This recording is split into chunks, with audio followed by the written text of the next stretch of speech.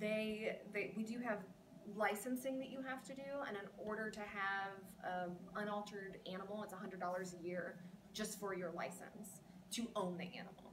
And then you have breeding licenses. But they do allow for you to have an unaltered animal. They do allow one unaltered animal in a household. What's the reason for that? Since overpopulation is an such issue. an issue. Yeah, I think it's community pushback and really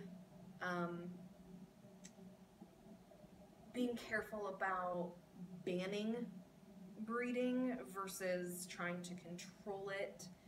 But you'd have to talk to Animal Care and Control and, you know, the lawmakers here to really understand why that's like that. But at least we have that, right?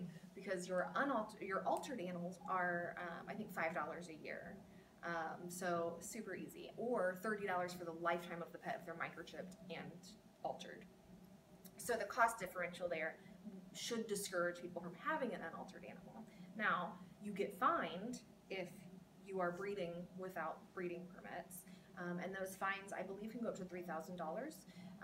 So I'm not 100% certain on that, but I believe it's $3,000 just from my work in the courts and my relationship with Animal Care and Control. So, and they're our animal control and our officers are very progressive. So if they come across a breeding situation, not only are they going to go into animal control mode, they're also going to go into animal care mode.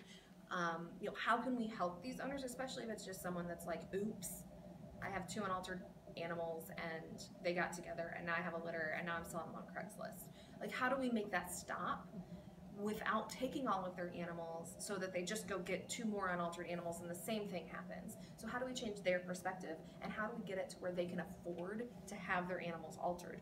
A lot of times you're seeing this in the poorer communities, this backyard breeding, because you know, you can sell a puppy for 20, 25 bucks up to 100 bucks. So then they're thinking that's money in. And these are also people who aren't taking their animals to the vet. So they're you know, they're unvaccinated, they're not dewormed, the parents are unvaccinated, so you're getting disease issues too.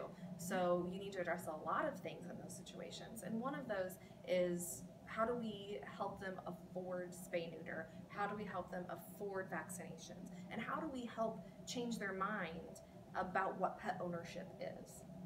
So our shelter is really progressive with that. The SPCA has a program here locally called Pet Promises, and it's for low-income families.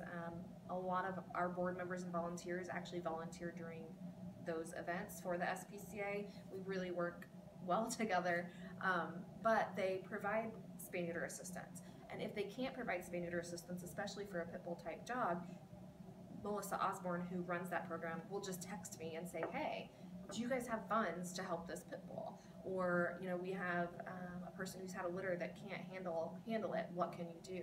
So we've had plenty of times that we've taken in a litter, but if we're going to take in the litter, we always make sure that the mom is spayed or neutered, because I'm not going to take the problem from the person and then allow them to create the problem again.